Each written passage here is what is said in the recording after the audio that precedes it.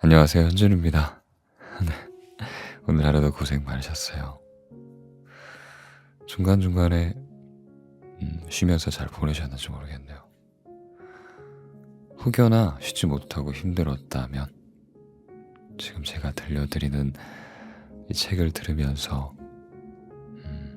오늘의 지친 몸과 마음을 좀 누그러뜨리면 어떨까 하는 마음입니다.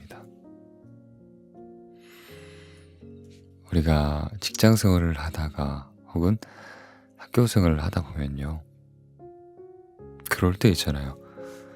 이제 퇴근하고 하교하고 이제 저녁에 일을 끝내고 이제 잘 준비를 할 때, 그때 이제 오늘 하루에 대해서 한번 쓱 돌아보곤 하잖아요.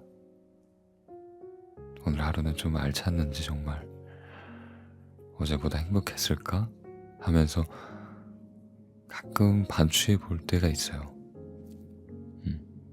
그때 일이 많이 바빠서 뭔가 힘들었을 땐, 아, 오늘은 일이 많았네, 참 바빴지.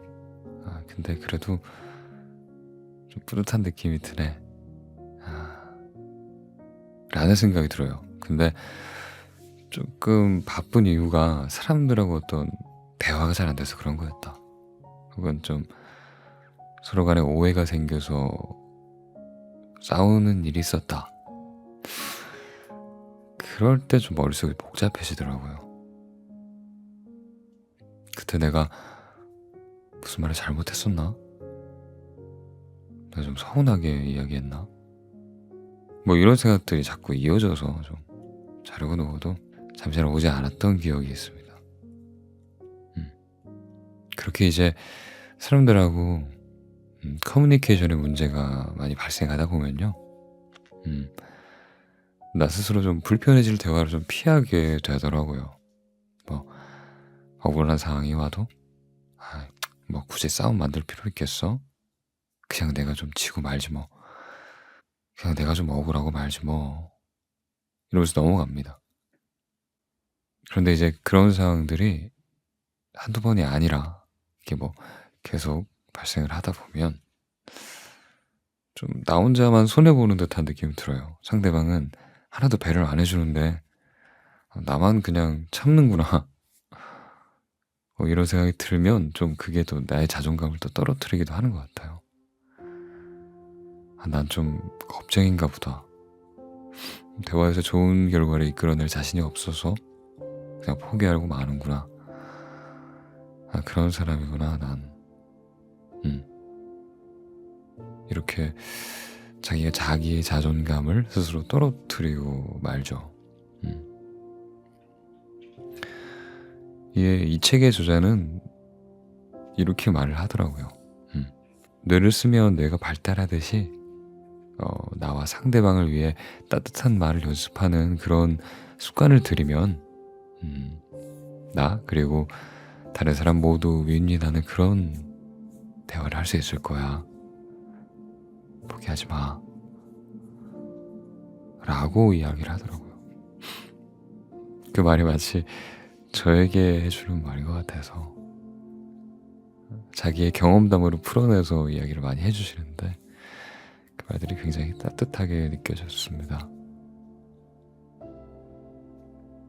그리고 이 책은 처음부터 마지막까지 말에 대한 주제로 이야기를 하지만 말을 잘하는 방법이나 대화의 기술 같은 걸 알려주는 게 아니라 어떤 이유에서든 말이 날 힘들게 하고 또 말 때문에 상처를 받고 누군가에게 실망하고 누군가에게 실망을 주고 뭐 그런 일들이 많은 사람에게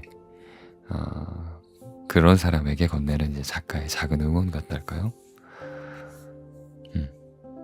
전 책을 읽는 내내 참 포근한 사람이구나, 작가님께선, 이런 느낌이 들었습니다.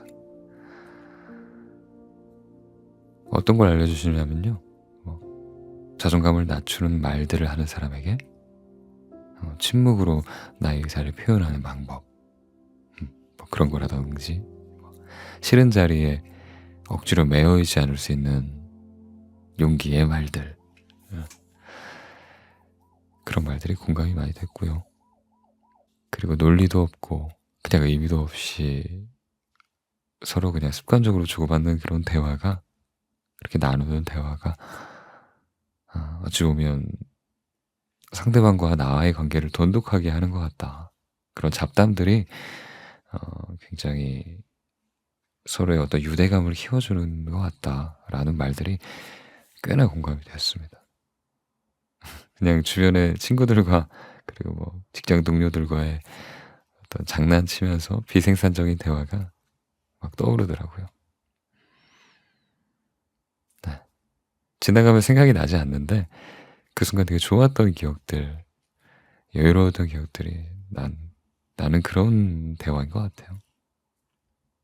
저는요, 좀 그런 게 있어요. 앞뒤를 좀 딱딱 맞춰서 논리적으로 말하는 그런 사람보다 그 설렁설렁 얘기하는 사람이 좋더라고요. 제가 그런 사람이어서 그런지 모르겠는데 정감도 가고 정도 가고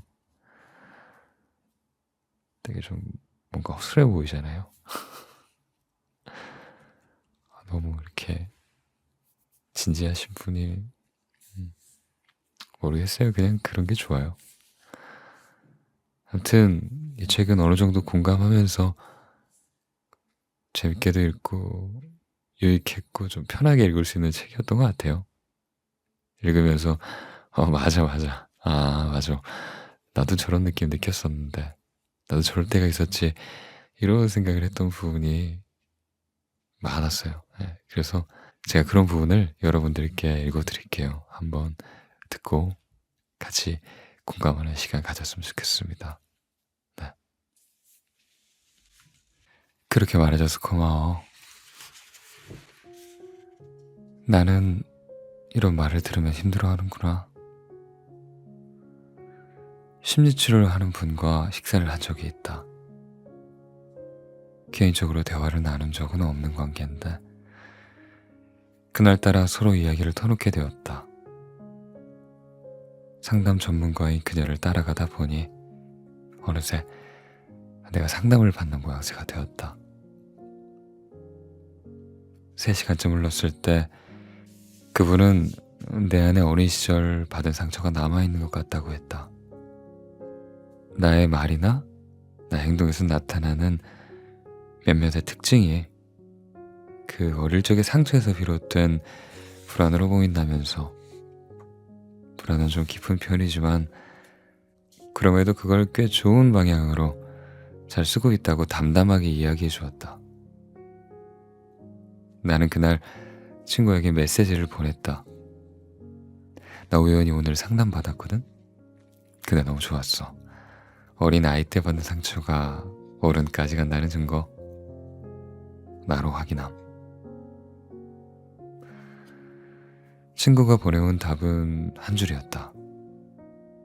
평소와 다른 반응이기도 했다. 더 갈 수도. 그 메시지를 보고 나는 하마터면 상처를 받을 뻔했다. 나에게 상처를 줄 생각도 없다는 걸, 그걸 알면서도 친구의 메시지를 한참 동안 들여다보았다. 그 말이 나의 아픈 구석을 건드렸기 때문이다. 이렇듯 상대가 나에게 상처를 줄 의도가 전혀 없음을 알면서도, 그러면서도 받게 되는 것이 상처이다. 그런데 정작 대놓고 상처를 주는 말엔 상처받지 않기도 한다. 그럼 도대체 무엇이 상처가 되고 무엇이 상처가 되지 않을까? 작가 마크 트웨이는 이렇게 이야기했다. 인간은 달과 같아서 어느 누구에게도 보이지 않는 어두운 면이 있다. 어떤 사람은 자기의 어두운 면을 붙들고 글을 쓰거나 그림을 그린다. 자신을 살게 하는 그런 원동력으로 삼기도 하고, 반면에 그것 때문에 자기 자신과 다른 사람을 괴롭히기도 하며 평생 불행과 등을 맞대고 살아가기도 한다. 내면의 어둠을 대면하지 못한 채 그저 견디기만 하는 자도 있다. 문제는 그 어두운 면이 다른 사람의 말에 자극을 받아 상처가 된다는 점이다. 그런데 상처를 주는 사람은 이 세상 어디에도 없다. 아무도 자신이 상대에게 상처를 줬다고 그렇게 생각하지 않기 때문이다. 데일 카네기는 인간관계론에서 범죄를 저지르고 또 스스로 옹호하고 억울해하는 것이 인간의 본성이라고 했다. 남에게 상처를 주려는 의도가 없는데, 그런 의도는 전혀 없는데 단지 스스로를 지키려다 보니까 그렇게 되고 만 것이라고 말이다. 물론 상처를 받는 원인은 나 자신이 아니다. 눈치 없고 배려도 없으며 무심하고 자기밖에 모르는 상대방이 문제이다. 그러나 그건 인간의 본성이다. 우리는 스스로 본성을 고치려다가 갈등을 만들곤 한다. 그런데 상대방의 본성을 변화시키는 게 가능한 일이긴 할까? 나는 나를 좌지우지하려는 타인의 말에 많이 취약한 편이다. 남의 비난이나 칭찬에도 약하고 꽤나 신경을 많이 쓰는 편이다. 그럴 때마다 나 스스로에게 하는 말이 있다. 아, 나 이 말이 힘들어하지? 나의 어두운 면을 스스로 인지하는 것이다. 이건 내 탓으로 돌리라는 게 아니다. 상대의 문제점과 잘못은 그냥 거기에 그대로 두고 잠깐 동안 나를 위한 의식을 치르자는 것이다. 그런 뒤에 그런 다음에 상대를 대하면 화가 얼마쯤 가라앉고 조금은 누그러진 말로 내 생각과 감정을 전달할 수 있다. 적어도 내 안에 쌓여있던 상처가 줄줄이 소환되는 일은 없을 것이다. 주변의 사람들을 떠올려보자. 자신의 어두운 면을 잘 관리하면서 사는 사람과 상처를 계속 드러내며 사는 사람을 어렵지 않게 구분해낼 수 있을 것이다.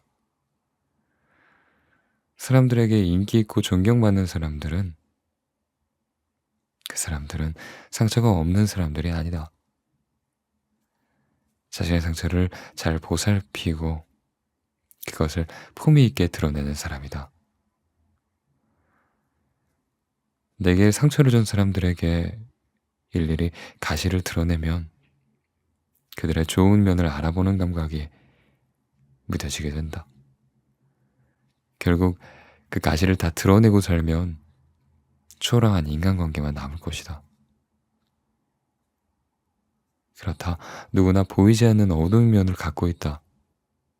그래서 상처를 받지 않고 사는 것은 우리에게 불가능한 일이다.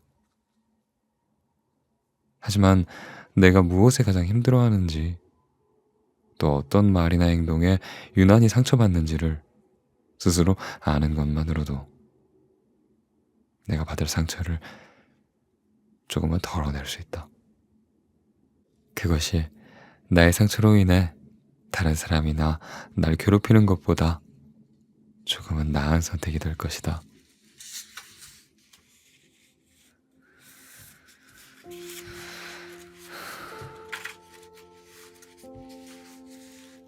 내 말이 없으면 남의 기준으로 살게 된다.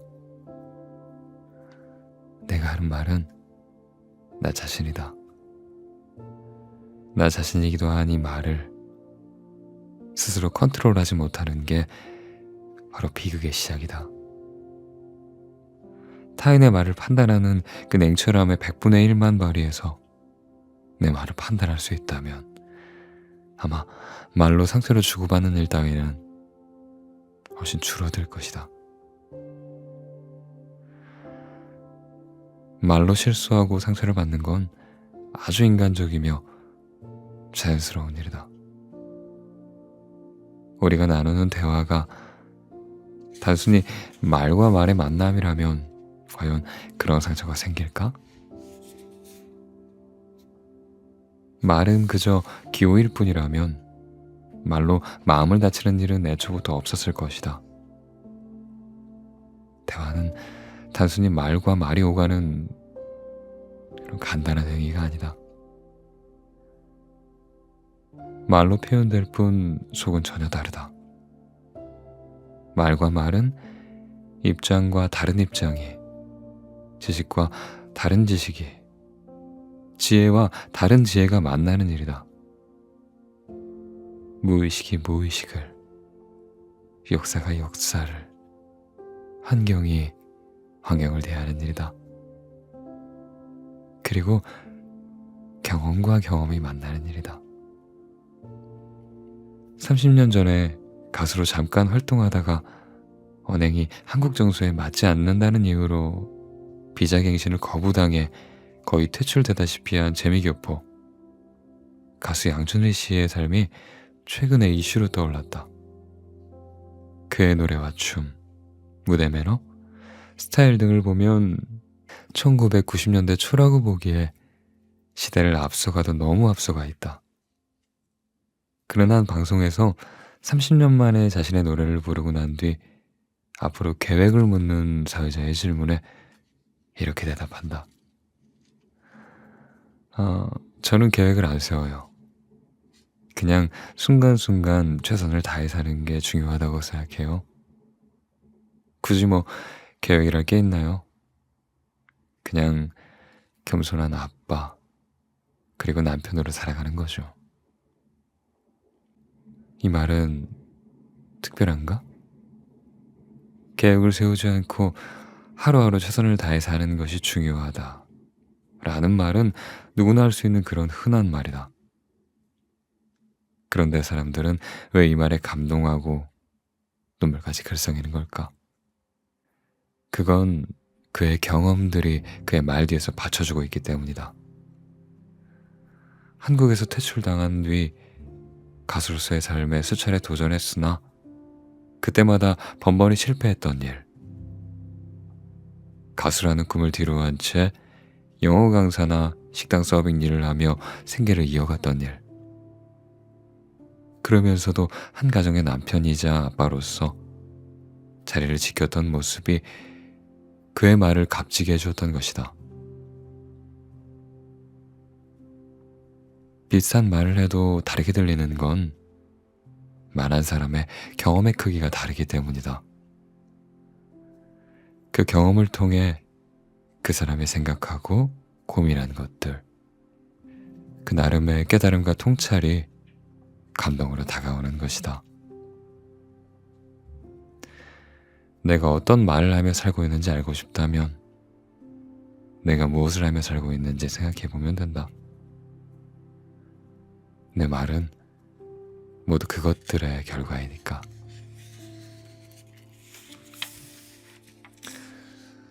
나는 어떤 경험을 했지? 난 어떤 사람을 만났지? 난 뭘 보았지? 그리고 난 무엇을 읽었지? 나는 어떤 생각을 하며 살지? 나는 어떤 행동을 하지? 나는 무엇을 고민하며 살까? 이 세상엔 좋은 말들이 차고 넘친다. 인터넷과 모바일로 유통되는 수많은 말들을 수시로 만날 수 있다. 손만 뻗으면 누군가가 쌓아온 지식의 말, 통찰의 말, 위로의 말과 지혜의 말들을 얼마든지 모을 수 있다. 들을 수 있고 메모할 수 있고 저장도 할 수 있다. 돈을 주고 살 수도 있다. 그렇게 수집한 말들을 재가공하여 나의 말로 바꿀 수도 있다. 유튜브에 자존감을 검색해보자. 수만 개의 말이 나올 것이다. 그 말들 중엔 자신의 경험과 공부에서 우러난 말이 있고 다른 사람들의 말을 짜깁기해서 만든 말도 있다. 둘 사이에는 분명한 차이가 있다. 그 차이는 평범하지만 특별하게 들렸던 가수 양준일의 말과 맥이 닿아 있다. 법륜스님은 이렇게 말했다. 남의 지혜를 모은 것은 지식이지 지혜가 아니다. 우리는 평소에 자신의 경험과 그로부터 깨달은 작은 지혜를 가지고 말을 할까? 아니면 다른 사람들의 지식과 지혜를 모방해서 말을 할까? 고백하건대 나는 후자의 사람이다. 경험하고 생각하는 것이 부족해서일까? 그보다는 나의 경험이나 통찰보다 다른 사람들의 말이 더 멋있고 깊어 보이기 때문일 것이다. 사람들은 자신의 경험이나 통찰에서 나온 나의 말보다 유명한 말, 검증된 말, 쓰인 말, 인정받은 말을 더 선호하는 편이다. 그렇게 나 자신의 말을 잃어버린 채 주워들은 말을 가지고 살아가게 된다. 그렇게 나의 말을 잃은 채 살다 보면 나 자신보다 다른 사람의 기준으로 살게 된다. 나의 것이 더 값진 것에도 불구하고 다른 이의 것을 추종한다. 이렇듯 나를 잃어버리는 건 자기의 말을 잃는 데서부터 시작된다. 자기의 말이 없는 사람은 삶의 주인이 될 수 없다. 다른 사람들의 지혜를 수집하는 게 나쁘다는 이야기가 아니다. 사람은 다른 사람들의 도움 없이 한순간도 홀로 서 있을 수 없는 존재이다. 그러나 아무리 멋진 집을 소유하고 있어도, 비싼 옷과 가방, 재산과 명예가 있어도 그것들이 나 자신이 될 수가 없듯 다른 사람이 한 말은 내 것이 아니다. 그것은 수집, 그 이상도 그 이하도 아니다. 그 말로 내가 할 수 있는 게 아무것도 없기 때문이다. 그 말들은 나를 지켜줄 힘도 없고 더 좋은 것이 나오면 언제든 다른 말로 대체되는 그런 존재들이다. 자신의 언어로 말하는 사람의 말엔 엄청난 힘이 있다. 자신의 경험과 그것에서 얻은 지혜로 말하기 때문에 그 말은 진실하다. 자신의 경험과 지혜를 믿고 말하는 사람은 타인의 말을 존중할 줄 안다. 자존감과 자신감이 있어서 실수를 하더라도 인정과 사과가 빠르다. 덕분에 남들과의 갈등도 덜한 편이다. 다시 한번 스스로에게 물어보자. 나는 어떤 말을 하며 살아왔을까?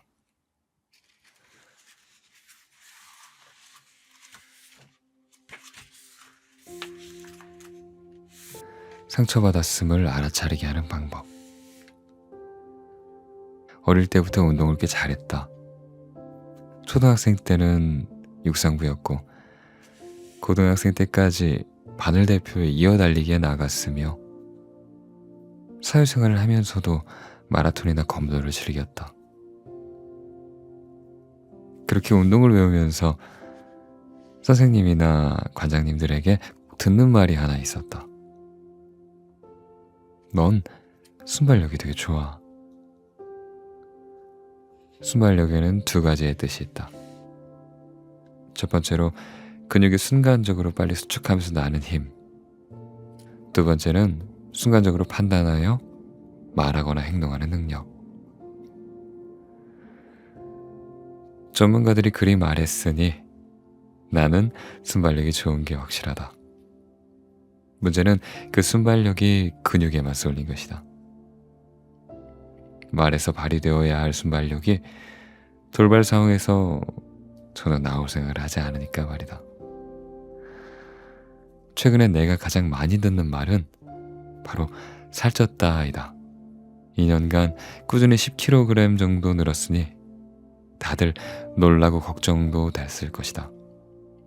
이 말 저 말 듣던 중에 딱 2번 만난 친척 남자가 이런 말을 했다. 아니, 살이 왜 이렇게 많이 쪘어요? 내 감정에 빨간불이 들어왔다. 바로 뒤이어 여기서 화를 내면 안 된다는 그런 검열 기능도 작동했다. 검도 대회에서 순발력 있게 검을 휘두르던 그 검객은 어디 가고 수줍게 웃고만 있는 내가 여기 있었다. 눈치가 빠른 사람이라면 거기서 멈췄어야 했다. 하지만 그는 자신의 말이 진짜임을 확인받고 싶었는지 또 입을 열었다. 아니, 그전에는 말랐었잖아. 나는 평생 말라본 적이 없는 여자다. 그와는 그전이라고 말할 정도로 가까운 사이도 아니었다. 그나마 함께 있던 사람들이 눈치를 주어 안심하던 찰나 몇몇이 입을 모아 말했다. 아냐, 예전에도 그리 마르지 않았었어. 나는 또 웃고 말았다. 아무 말도 나오지 않았다. 한 번은 여러 사람들과 차를 몰고 나가는데 누군가 명랑한 목소리로 이렇게 이야기했다. 자기가 뚱뚱하니까 앞에 타. 안 그래도 앞문을 열려고 했던 차에 머리가 띵했다. 나는 또 웃으며 네 하고 대꾸했다. 단호한 네도 아니고 네라니. 핑계를 대자면 너무 순식간에 일어난 일이었다는 거.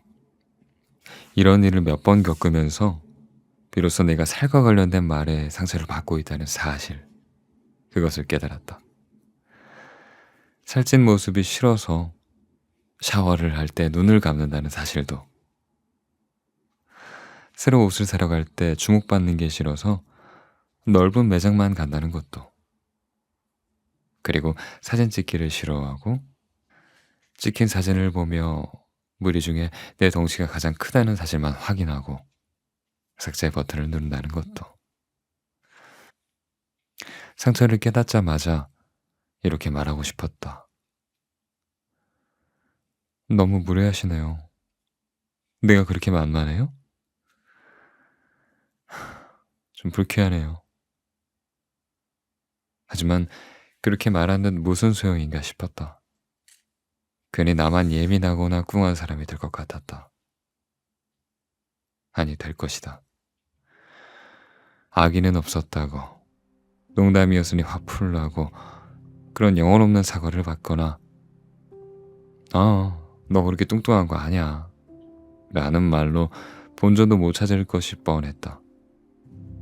계속 만나야 하는 사이라면 꽤나 관계만 불편해질 게 불보듯 뻔했으니까 말이다. 위기 대처 능력은 순발력의 다른 말이다.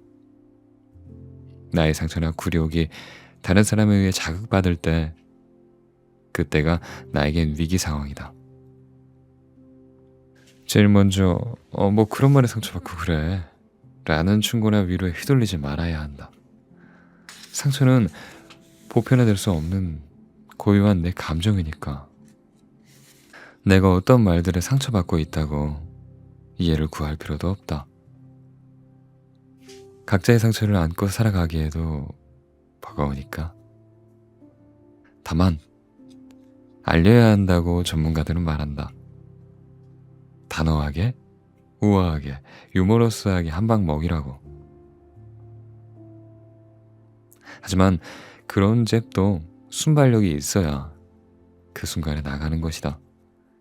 나 같은 느림보들은 괜히 부작용만 만들기 십상이다.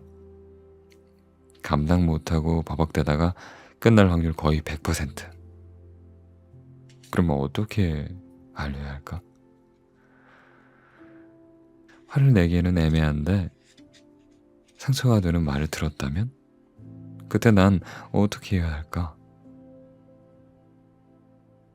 그런 순간에는 잠깐의 침묵으로 그 사람의 입을 다물게 하는 게 상책이다.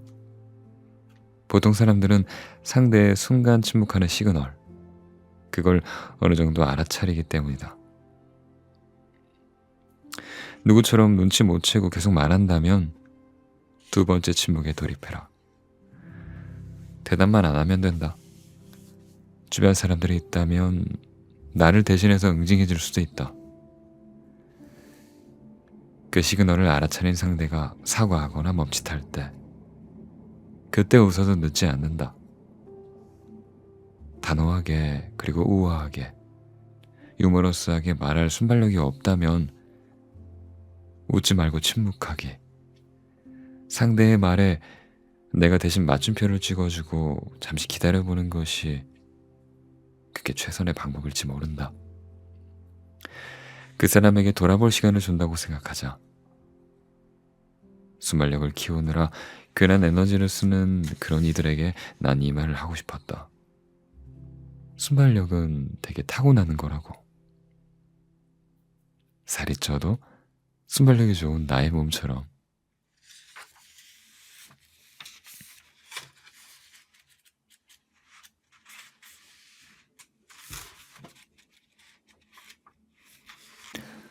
하차할게요. 오르고 내리기를 반복할 수 있는 힘. 개그우먼 김숙이 대화의 희열이란 프로그램에서 압박감이나 스트레스를 어떻게 관리하느냐는 질문을 받고 이렇게 대답한다. 전 피하면 되더라고요. 압박감이 느껴지는 곳엔 안 가요. 저는 때로 나가서 자기 멘트를 해야 하는 곳에 그런 프로그램엔 안 갔어요. 거기만 갔다 오면 제 모습이 초라해지는 거예요. 그래서 자존감도 떨어지고 멘탈이 확 망가지는 프로그램은 안 나갔어요. 걸크러쉬, 가모장숙, 갓숙이란 수식어로 제2의 전성기를 누리고 있는 그녀가 자존감을 지키기 위해 불편한 상황을 좀 피한다니 의외였다. 그녀라면 남들 눈치 안 보고 자신만의 방식으로 문제를 헤쳐나갈 것 같은데 그날 패널로 출연한 소설가 김중영의 말이 아니었다면 내 생각은 그 의아함은 거기서 멈췄을 것이다. 전요, 김숙 씨 말 중에 제일 좋아하는 말이 하차할게요예요. 그 어떤 프로그램을 하려다가 그럼 제가 하차할게요 라는 얘기를 되게 쉽게 해요. 자기가 재미없으면 하차할 수 있는 그 마음이 저는 중요하다고 생각을 해요.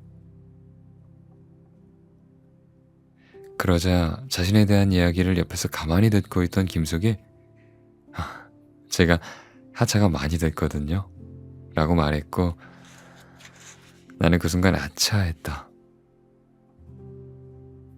내가 몰랐던 그녀의 진짜 힘은 수많은 하차에서 비롯된 것이다. 그래서 자존감이 떨어지는 것을 피하고 자신과 맞지 않으면 하차하겠다고 당당히 말할 수 있었던 것이다. 하차하고 승차하기를 반복할 수 있는 힘. 하차한 뒤에 다시 승차할 기회를 기다리는 힘. 승차에서도 언제든지 하차할 수 있는 힘. 그리고 그 과정을 통해 자기만의 색깔에 가까이 가는 힘이었다. 그것이 그녀만의 멋짐이었다. 어떤 일을 그만두어야 할 때가 있다. 어떤 사람과 헤어져야 할 때도 온다. 때로 앞으로 나아가지 못해 어디쯤에서 멈춰서야 한다. 들어가려 했다가 돌아서야 할 때도 있다. 우리는 이 모든 일에 실패, 끈기 부족, 후회 같은 부정적인 말을 갖다가 붙인다. 그래서 종종 그만해야 할 때 용기를 내지 못하고 스스로 나락으로 떨어진다. 인내심이 강하고 끈기 있는 사람으로 보이고 싶어서 끝까지 자신을 괴롭히는 것이다. 우리는 인생이란 열차에 타고 있다. 그런데 하차가 두려워 거기에서 한 번도 내리지 않으면 계속 같은 풍경만 보게 된다. 정말 이제 생각만 해도 지루하다. 그런데 그보다 더 끔찍한 것은 그 풍경을 자기 인생이나 자신의 색깔로 믿으며 그렇게 하루하루 매일매일을 살게 되는 것이다. 그러니 어떤 일을 하다가 브레이크를 걸어야 하는 때가 오면 지금 내가 하는 것은 포기가 아니라 다른 경험을 시작하는 거라 그렇게 생각하자. 그리고 김숙처럼 가볍게 말하는 거다. 아, 저 이만 하차할게요. 다시 새로운 열차에 승차해서 새로운 풍경과 마주할 수 있도록.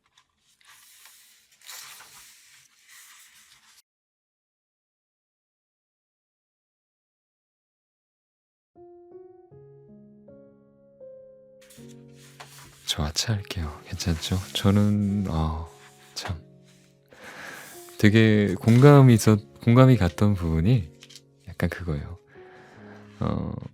진짜 끔찍한 건 그 매일 보는 그 차창밖의 풍경을 나의 인생이나 나의 색깔로 믿고 살게 되는 것. 그쵸? 그만해야 될 때를 정말 인내심이 없는 사람으로 보이고 싶지 않아서, 끈기 없는 사람으로 보이고 싶지가 않아서 내가 너무 힘들고 지치는데도 불구하고 그곳에서 빠져나오지 못하는 그런 때가 있죠. 그게 어떻게 보면 용기의 부재일 수 있다고 생각을 합니다. 저의 말처럼 언제든지 내가 그곳에서 나올 수 있는 용기가, 내가 어떤 결정을 했을 때 힘든 고통이 오더라도 그곳에서 분명히 얻는 게 있을 겁니다. 네.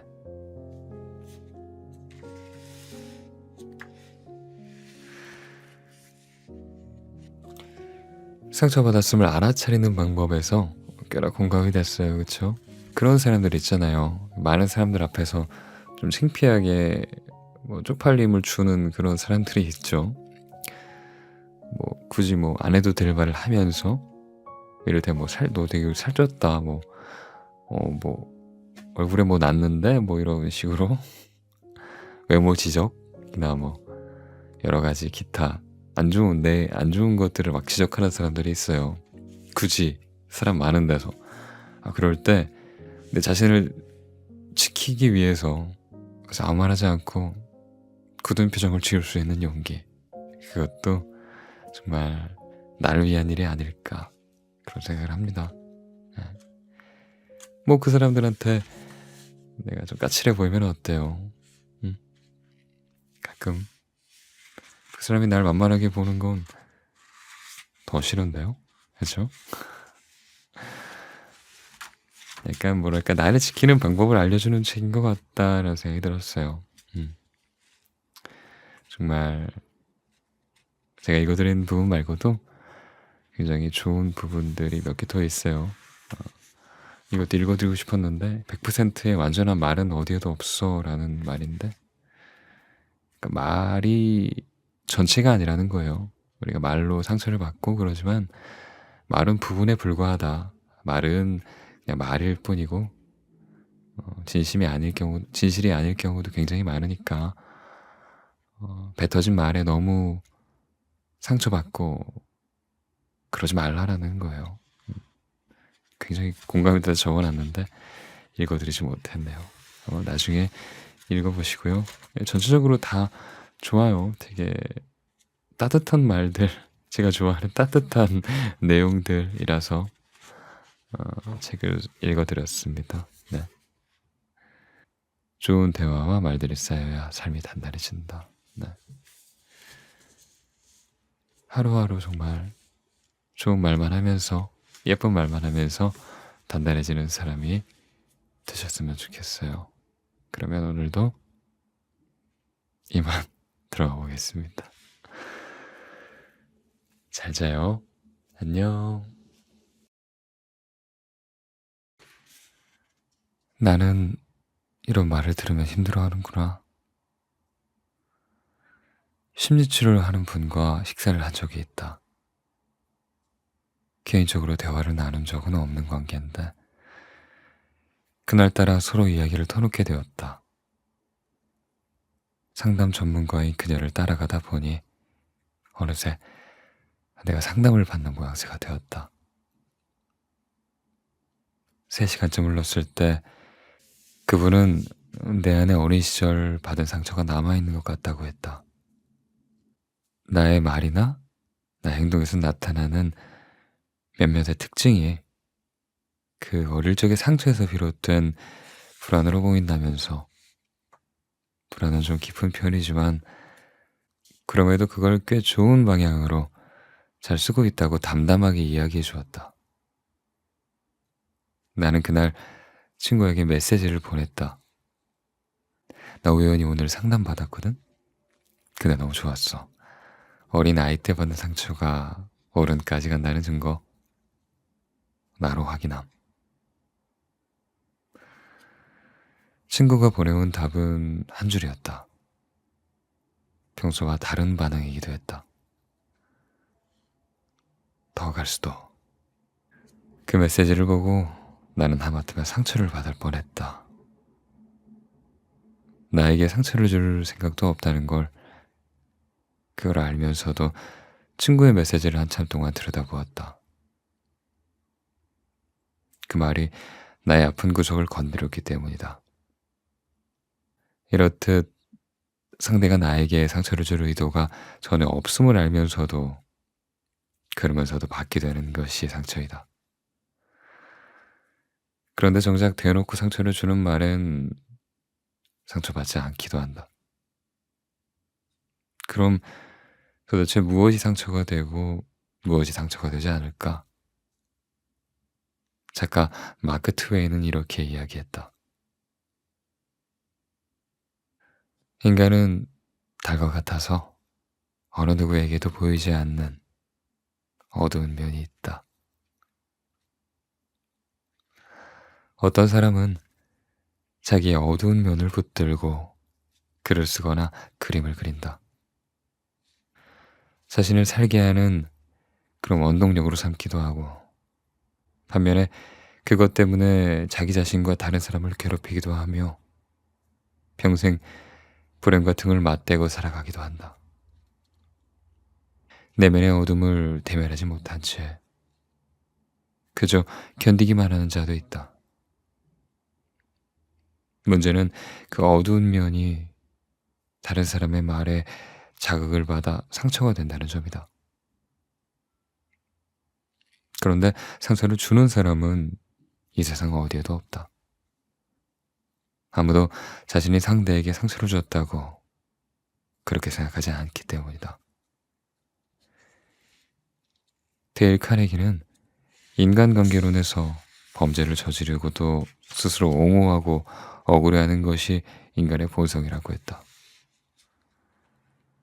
남에게 상처를 주려는 의도가 없는데, 그런 의도는 전혀 없는데 단지 스스로를 지키려다 보니까 그렇게 되고 만 것이라고 말이다. 물론 상처를 받는 원인은 나 자신이 아니다. 눈치 없고 배려도 없으며 무심하고 자기밖에 모르는 상대방이 문제이다. 그러나 그건 인간의 본성이다. 우리는 스스로 본성을 고치려다가 갈등을 만들곤 한다. 그런데 상대방의 본성을 변화시키는 게 가능한 일이긴 할까? 나는 나를 좌지우지하려는 타인의 말에 많이 취약한 편이다. 남의 비난이나 칭찬에도 약하고 꽤나 신경을 많이 쓰는 편이다. 그럴 때마다 나 스스로에게 하는 말이 있다. 아, 나 이 말에 힘들어하지? 나의 어두운 면을 스스로 인지하는 것이다. 이건 내 탓으로 돌리라는 게 아니다. 상대의 문제점과 잘못은 그냥 거기에 그대로 두고 잠깐 동안 나를 위한 의식을 치르자는 것이다. 그런 뒤에, 그런 다음에 상대를 대하면 화가 얼마쯤 가라앉고 조금은 누그러진 말로 내 생각과 감정을 전달할 수 있다. 적어도 내 안에 쌓여있던 상처가 줄줄이 소환되는 일은 없을 것이다. 주변의 사람들을 떠올려보자. 자신의 어두운 면을 잘 관리하면서 사는 사람과 상처를 계속 드러내며 사는 사람을 어렵지 않게 구분해낼 수 있을 것이다. 사람들에게 인기 있고 존경받는 사람들은 그 사람들은 상처가 없는 사람들이 아니다. 자신의 상처를 잘 보살피고 그것을 품위 있게 드러내는 사람이다. 내게 상처를 준 사람들에게 일일이 가시를 드러내면 그들의 좋은 면을 알아보는 감각이 무뎌지게 된다. 결국 그 가시를 다 드러내고 살면 초라한 인간관계만 남을 것이다. 그렇다. 누구나 보이지 않는 어두운 면을 갖고 있다. 그래서 상처를 받지 않고 사는 것은 우리에게 불가능한 일이다. 하지만 내가 무엇에 가장 힘들어하는지, 또 어떤 말이나 행동에 유난히 상처받는지를 스스로 아는 것만으로도 내가 받을 상처를 조금은 덜어낼 수 있다. 그것이 나의 상처로 인해 다른 사람이나 날 괴롭히는 것보다 조금은 나은 선택이 될 것이다.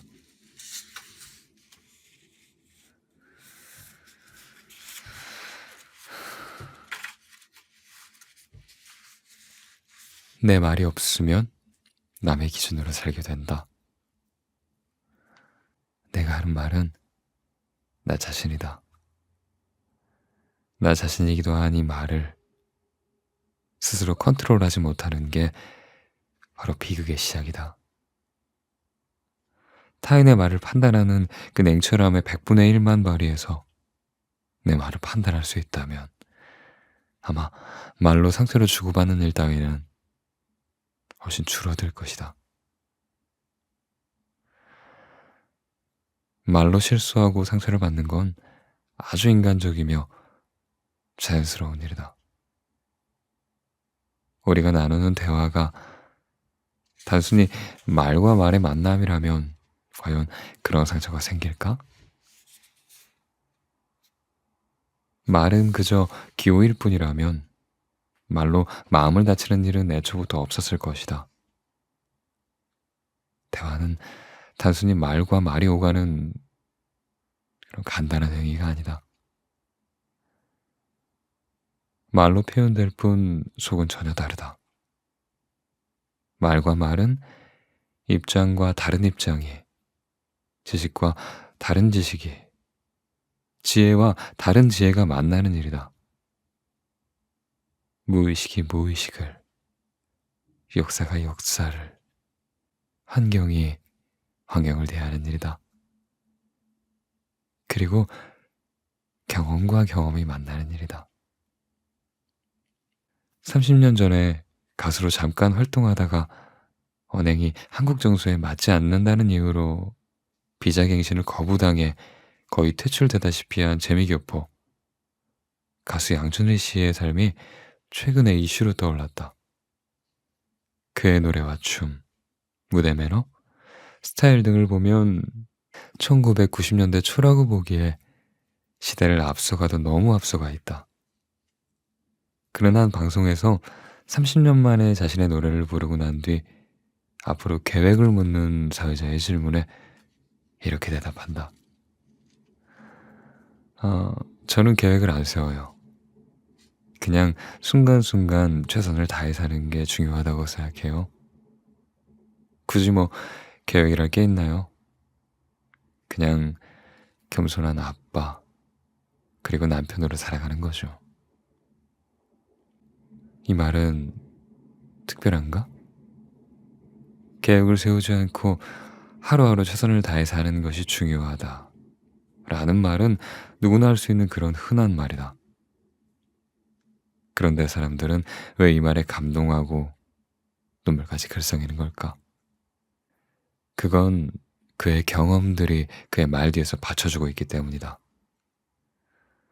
한국에서 퇴출당한 뒤 가수로서의 삶에 수차례 도전했으나 그때마다 번번이 실패했던 일, 가수라는 꿈을 뒤로한 채 영어 강사나 식당 서빙 일을 하며 생계를 이어갔던 일, 그러면서도 한 가정의 남편이자 아빠로서 자리를 지켰던 모습이 그의 말을 값지게 해주었던 것이다.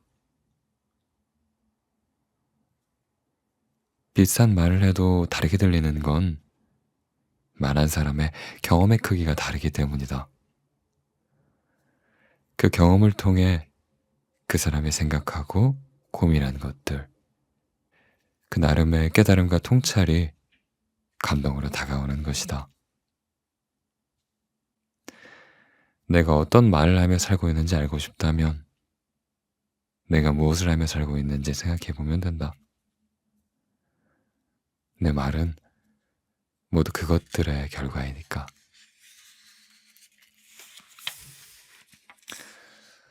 나는 어떤 경험을 했지? 난 어떤 사람을 만났지? 난 뭘 보았지? 그리고 난 무엇을 읽었지?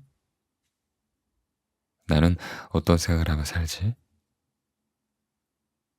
나는 어떤 행동을 하지? 나는 무엇을 고민하며 살까? 이 세상엔 좋은 말들이 차고 넘친다. 인터넷과 모바일로 유통되는 수많은 말들을 수시로 만날 수 있다. 손만 뻗으면 누군가가 쌓아온 지식의 말, 통찰의 말, 위로의 말과 지혜의 말들을 얼마든지 모을 수 있다. 들을 수 있고 메모할 수 있고 저장도 할 수 있다. 돈을 주고 살 수도 있다. 그렇게 수집한 말들을 재가공하여 나의 말로 바꿀 수도 있다. 유튜브에 자존감을 검색해보자. 수만 개의 말이 나올 것이다. 그 말들 중엔 자신의 경험과 공부에서 우러난 말이 있고 다른 사람들의 말을 짜깁기 위해서 만든 말도 있다. 둘 사이에는 분명한 차이가 있다. 그 차이는 평범하지만 특별하게 들렸던 가수 양준일의 말과 맥이 다 있다. 법륜스님은 이렇게 말했다. 남의 지혜를 모은 것은 지식이지 지혜가 아니다. 우리는 평소에 자신의 경험과 그로부터 깨달은 작은 지혜를 가지고 말을 할까? 아니면 다른 사람들의 지식과 지혜를 모방해서 말을 할까? 고백하건대 나는 후자의 사람이다. 경험하고 생각하는 것이 부족해서일까? 그보다는 나의 경험이나 통찰보다 다른 사람들의 말이 더 멋있고 깊어 보이기 때문일 것이다. 사람들은 자신의 경험이나 통찰에서 나온 나의 말보다 유명한 말, 검증된 말, 쓰인 말, 인정받은 말을 더 선호하는 편이다. 그렇게 나 자신의 말을 잃어버린 채 주워들은 말을 가지고 살아가게 된다. 그렇게 나의 말을 잃은 채 살다 보면 나 자신보다 다른 사람의 기준으로 살게 된다. 나의 것이 더 값진 것에도 불구하고 다른 이의 것을 추종한다. 이렇듯 나를 잃어버리는 건 자기의 말을 잃는 데서부터 시작된다. 자기의 말이 없는 사람은 삶의 주인이 될 수 없다. 다른 사람들의 지혜를 수집하는 게 나쁘다는 이야기가 아니다. 사람은 다른 사람들의 도움 없이 한순간도 홀로 서 있을 수 없는 존재이다. 그러나 아무리 멋진 집을 소유하고 있어도 비싼 옷과 가방, 재산과 명예가 있어도 그것들이 나 자신이 될 수가 없듯 다른 사람이 한 말은 내 것이 아니다. 그것은 수집, 그 이상도 그 이하도 아니다. 그 말로 내가 할 수 있는 게 아무것도 없기 때문이다. 그 말들은 나를 지켜줄 힘도 없고 더 좋은 것이 나오면 언제든 다른 말로 대체되는 그런 존재들이다. 자신의 언어로 말하는 사람의 말엔 엄청난 힘이 있다. 자신의 경험과 그것에서 얻은 지혜로 말하기 때문에 그 말에 진실하다. 자신의 경험과 지혜를 믿고 말하는 사람은 타인의 말을 존중할 줄 안다. 자존감과 자신감이 있어서 실수를 하더라도 인정과 사과가 빠르다. 덕분에 남들과의 갈등도 덜한 편이다. 다시 한번 스스로에게 물어보자. 나는 어떤 말을 하며 살아왔을까?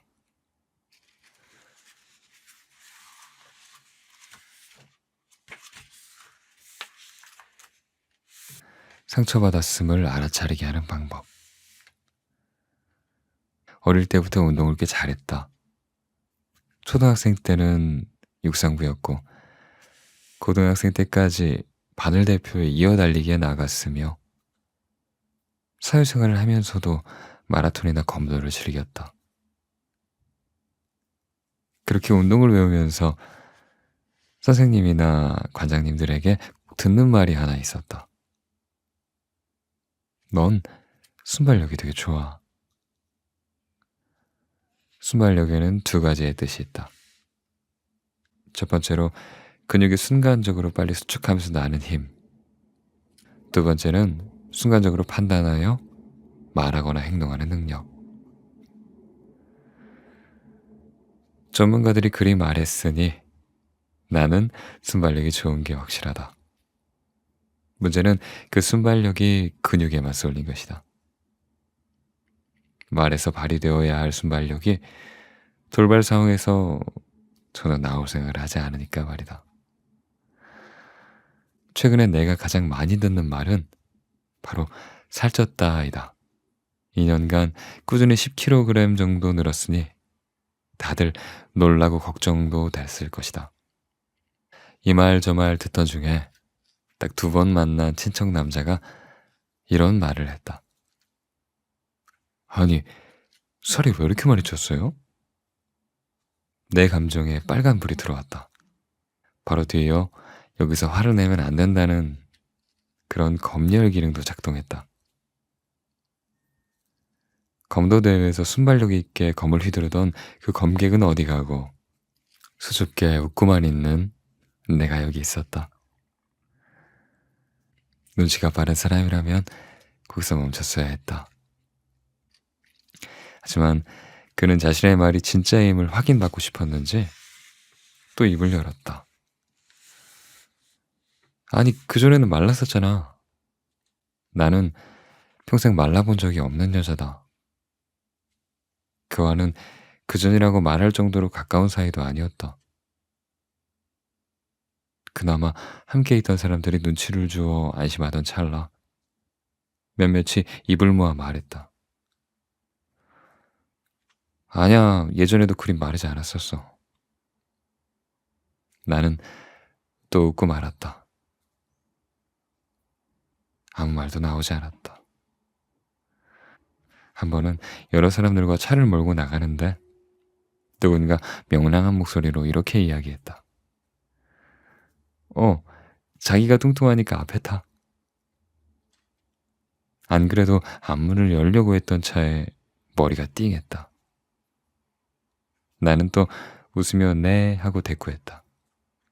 단호한 네도 아니고 네라니. 핑계를 대자면 너무 순식간에 일어난 일이었다는 거.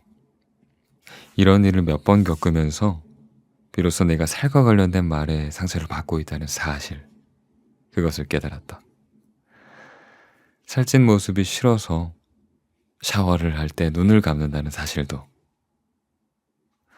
새로 옷을 사러 갈 때 주목받는 게 싫어서 넓은 매장만 간다는 것도, 그리고 사진 찍기를 싫어하고 찍힌 사진을 보며 무리 중에 내 덩치가 가장 크다는 사실만 확인하고 삭제 버튼을 누른다는 것도, 상처를 깨닫자마자 이렇게 말하고 싶었다. 너무 무례하시네요. 내가 그렇게 만만해요? 좀 불쾌하네요. 하지만 그렇게 말하는 무슨 소용인가 싶었다. 괜히 나만 예민하거나 꿍한 사람이 될 것 같았다. 아니, 될 것이다. 악의는 없었다고, 농담이었으니 화풀을 나고 그런 영혼 없는 사과를 받거나 너 그렇게 뚱뚱한 거 아니야 라는 말로 본전도 못 찾을 것이 뻔했다. 계속 만나야 하는 사이라면 꽤나 관계만 불편해질 게 불보듯 뻔했으니까 말이다. 위기 대처 능력은 순발력의 다른 말이다. 나의 상처나 굴욕이 다른 사람에 의해 자극받을 때, 그때가 나에겐 위기 상황이다. 제일 먼저 뭐 그런 말에 상처받고 그래 라는 충고나 위로에 휘둘리지 말아야 한다. 상처는 보편화될 수 없는 고유한 내 감정이니까. 내가 어떤 말들에 상처받고 있다고 이해를 구할 필요도 없다. 각자의 상처를 안고 살아가기에도 버거우니까. 다만 알려야 한다고 전문가들은 말한다. 단호하게, 우아하게, 유머러스하게 한 방 먹이라고. 하지만 그런 잽도 순발력이 있어야 그 순간에 나가는 것이다. 나 같은 느림보들은 괜히 부작용만 만들기 십상이다. 감당 못하고 버벅대다가 끝날 확률 거의 100%. 그러면 어떻게 알려야 할까? 화를 내기에는 애매한데 상처가 되는 말을 들었다면 그때 난 어떻게 해야 할까? 그런 순간에는 잠깐의 침묵으로 그 사람의 입을 다물게 하는 게 상책이다. 보통 사람들은 상대의 순간 침묵하는 시그널, 그걸 어느 정도 알아차리기 때문이다. 누구처럼 눈치 못 채고 계속 말한다면 두 번째 침묵에 돌입해라. 대답만 안 하면 된다. 주변 사람들이 있다면 나를 대신해서 응징해 줄 수도 있다. 그 시그널을 알아차린 상대가 사과하거나 멈칫할 때, 그때 웃어도 늦지 않는다. 단호하게, 그리고 우아하게, 유머러스하게 말할 순발력이 없다면 웃지 말고 침묵하기. 상대의 말에 내가 대신 맞춤표를 찍어주고 잠시 기다려보는 것이 그게 최선의 방법일지 모른다. 그 사람에게 돌아볼 시간을 준다고 생각하자. 순발력을 키우느라 괜한 에너지를 쓰는 그런 이들에게 난 이 말을 하고 싶었다. 순발력은 되게 타고나는 거라고. 살이 쪄도 순발력이 좋은 나의 몸처럼.